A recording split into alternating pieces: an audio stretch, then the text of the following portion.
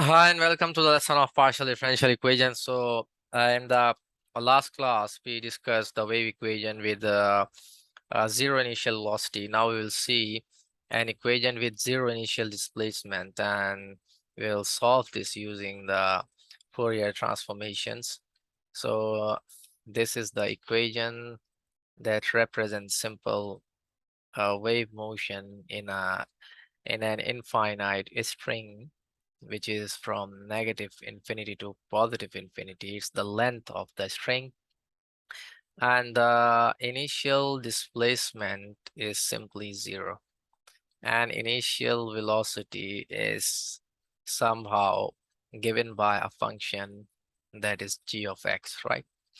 Now, doing the same thing, first we will apply the transformation on the equation, and we know when we apply transformation on this equation, we will simply get a second order ordinary differential equation with constant coefficients, and obviously it will be homogeneous equation. So the transform of this derivative is d squared u over dt squared, and here we have negative omega squared u.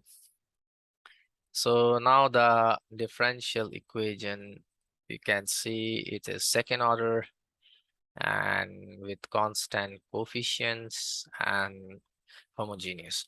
So we can easily solve this equation by making auxiliary equations. So it will be negative c squared omega squared.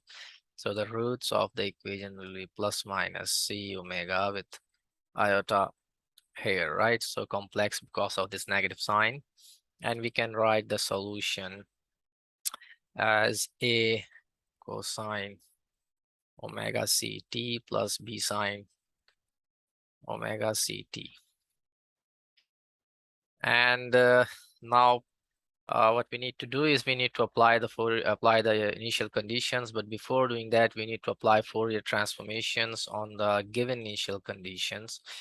So we need to apply the transform on the initial velocity, that is a function of x. So apply the transformation, we will get g of omega here like this, right? And if we apply the transformation of ux comma 0, that is initial displacement, which is already 0, so we are going to get 0 again. Now we can apply these two uh, conditions to this equation. Let's call it this solution as 1.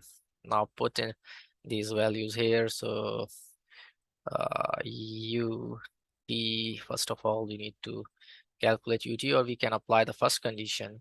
So first condition we can apply here, that is u of omega comma 0. It will be a times 1 plus b times 0, that is equals to 0, which implies that it's a equals 0.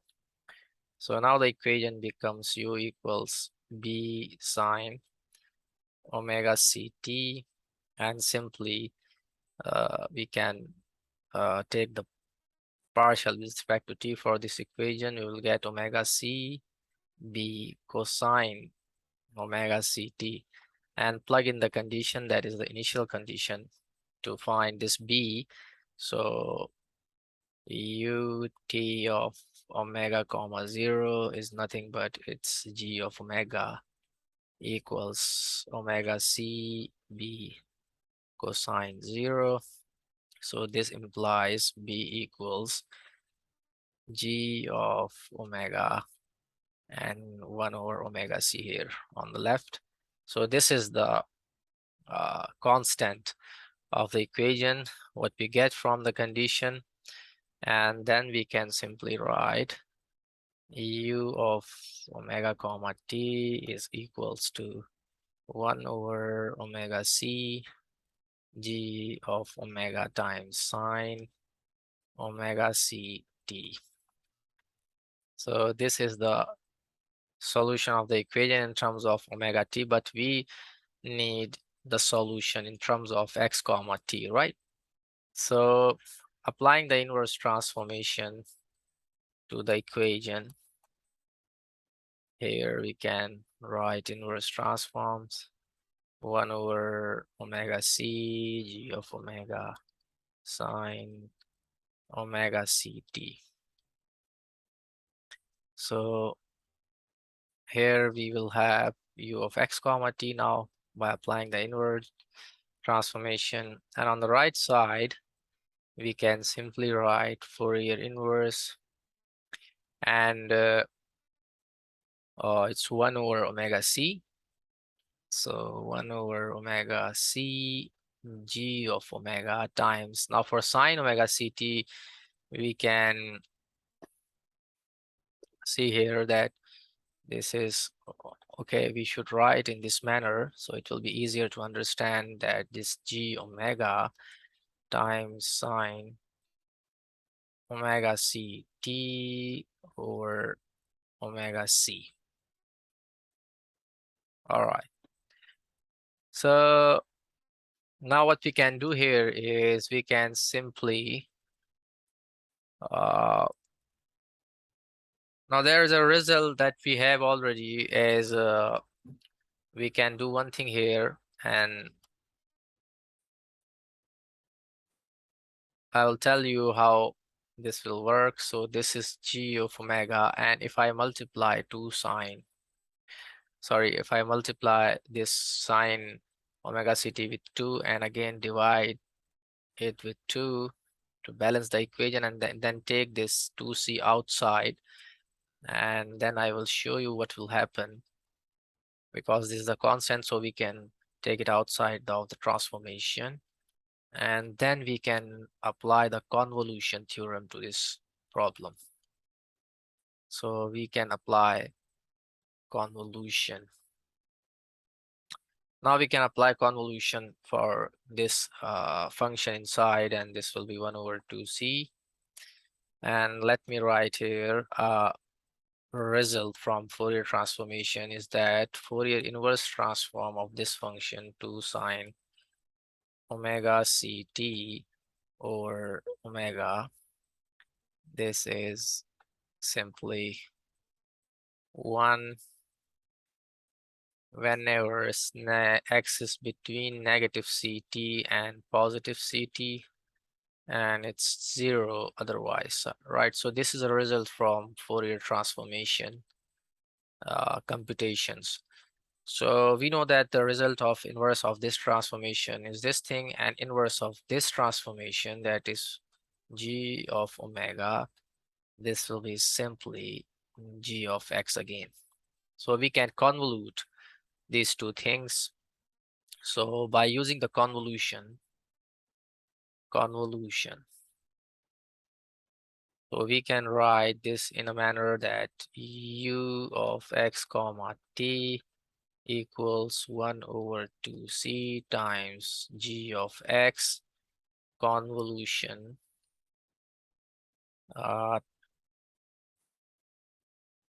f inverse of whatever function we have to sine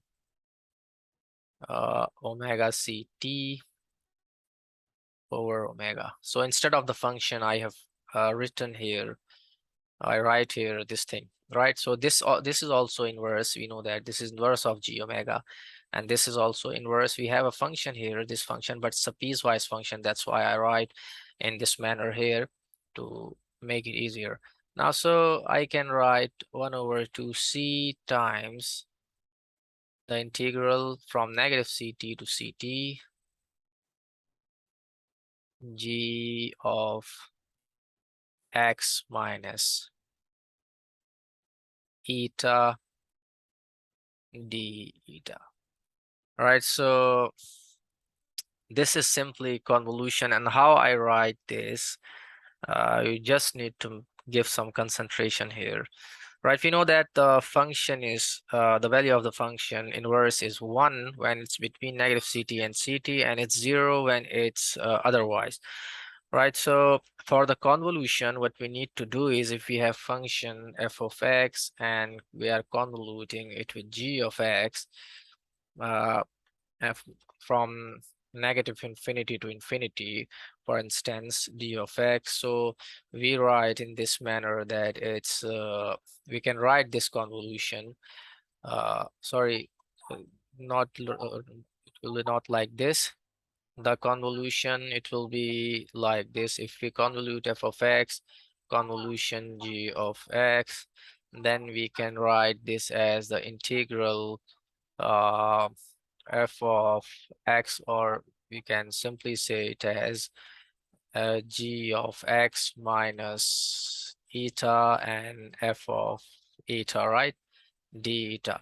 But we have for instance here we can see that g of x is g of x here, but for this f of x we have 1 when it's negative ct to ct. So that's why when we convolute this function here, g of x, or times like this, I can write it like this. It's g of x convolution the function which is 1 when between negative ct and ct, and it's 0 otherwise. So I'm convoluting this function in this manner. So now I can write it as from negative ct to ct and g of x minus eta, and instead of this, that f of eta, sorry, f of yes, we have 1 here, so this will be simply 1 and then d eta, right? So now this we can write here as we saw earlier, that 1 over 2c times this integral for this convolution we can write by using the limits. And then simply what we are going to do is, what we have is right now is u of xt equals 1 over 2c times the integral negative ct to ct g of x minus eta times d eta. And so I'm going to suppose that let for instance y equals x minus eta. So I know that it will be dy equals uh, dx, right? Oh, sorry, not dx, dy equals d eta. So we are differentiating with respect to eta, so it will be dy equal to d eta with negative sign here, right? So it's negative sign. So the limits, now the limits, what about the limits? So limits are from negative ct to ct for eta. So I can plug in as x minus ct, which gives x plus ct, and then y equals x minus ct, which gives x minus ct. So now we can see the limits are from x minus ct to x plus ct. So it will be 1 over 2c x minus ct to x plus ct, and function is g of y now, because we assume that x minus eta equals y. So u of x comma t is equals to this integral. And here we go, we can saw that in the D'Alembert's solution for the wave equation, we saw that the solution for the initial velocity was given in this manner. So this also verifies that solution. And in general, this means that if you are given any function of y, let's say if the function of like I will show you here, like this is in the question we have u or utx comma 0 equals g of x. For instance, say that if it was x, let's say if it was x, for instance, I will not write here, but we can see that if g of x was x, for instance, so what we need to do here, suppose that g of x was x, so g of y will be simply y. Right, so now I can integrate this 1 over 2c from x minus ct to x plus ct. G of y is y dy, which gives the solution y squared over 2, 1 over 2c, limits from x minus ct to x plus ct. And we can see that this will be 1 over 4c times x plus ct squared minus x minus ct squared. And we can simplify further, but this will be the solution of the problem. So in general, we derive the solution for this wave equation when initial displacement is 0 and initial velocity is some function of x, right? Okay, so now let's try one more problem. So it's heat equation. Now we talk about wave equation. Now let's get to heat equation. So it's dou u over dou t equals c squared dou y squared u over dou x squared. Again, the length of the rod is from negative infinity to positive infinity. The initial condition is given as some function of x.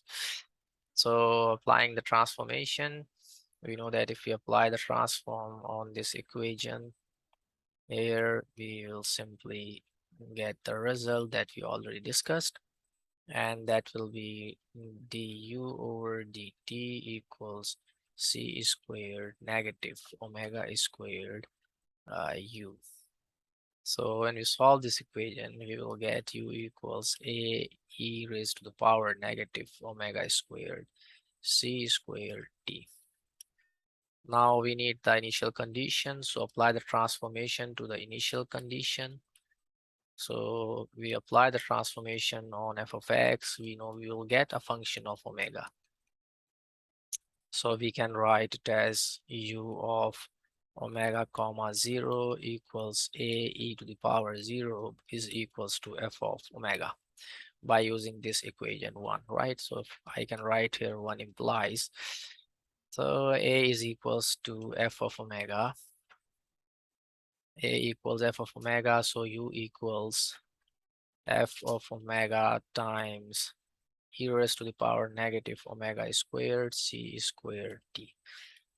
Now again, we have a product function here, so we can use convolution to solve this problem. And or if we apply the inverse transformation on both sides, so it's a function of omega t, but we need a function of xt. So it will be inverse f of omega times e raised to the power negative omega squared c squared t. And again, we will use our result from Fourier transformation. So I can write as now the Fourier inverse of this f of omega will be nothing but simply f of x. All right. And Fourier inverse of this function is also defined. So the Fourier inverse of this function, negative omega squared c squared t, or let's just keep it like this. And okay, we will progress in this manner first, then we will see the convolution. First, we can just progress in the normal journal manner, so it will be simply 1 over 2 pi, this thing here, 1 over 2 pi from negative infinity to positive infinity, f of omega times e to the power negative omega squared c squared t times e to the power iota omega x d omega. So this is u of x comma t. So we don't need to solve these integrals and Fourier transformations. It is enough to show in this manner, the integral manner, the solution in this manner. It's fine, it's enough, right? And alternatively, if we want to use convolution from here, I will show you now. Up till here, we have the solution, and one thing we have already seen, that is this one, and we can write the solution in this manner. And one more thing here is that if we write the solution by using convolution, so now we know that inverse of f of omega, it will be nothing but simply f of x, right? and the convolution, oh sorry, convolution, not convolution, inverse transformation of this function negative omega c squared t, it will be, these are the results, right? When we start solving Fourier transformations in the next video lecture series, I will show you how these results come. How we get these results in this manner, right? So it will be simply, okay, let me write a journal result first, journal result here, then I will show you. So the inverse transform of a function e to the power negative omega squared over 4a is nothing but square root of a over square root of pi times e to the power negative a squared. So you can see this in the Fourier transformation tables as well. This is provided. So now by using this generalization, I will find the inverse transform of this function. So inverse transform of e to the power negative c squared omega squared t, it will be equals to 1 over 2c square root of pi times t. T should be inside, not outside, so it's pi t, and exponential negative x is squared over 4c squared t. Now we can convolute these two functions. So one of it is we get as f of x. So we can write u of x comma t equals f of x convolution this function, that is 2c square root of pi t e to the power negative x squared over 4c squared t. So also we can write in this thing in the integral, using the integral. So this is simply will be treated as constant, so move it outside. So if I want to write in the integral, so I can write x minus eta exponential negative eta is squared over 4c squared t d eta. So this is the solution for the equation. So we can write the solution in both ways. We can use both ways to write the solution. So this is now the solution. And if we want to uh, write this, okay, keep it like this. It's fine, right? So this is the solution for the Hare equation. So in the next lesson, we will solve some more problems on, we'll see some more problems. We'll see some more problems on heat equation as well as Laplace equation, right? So that's all for the time being. Thanks for watching the lesson. Goodbye.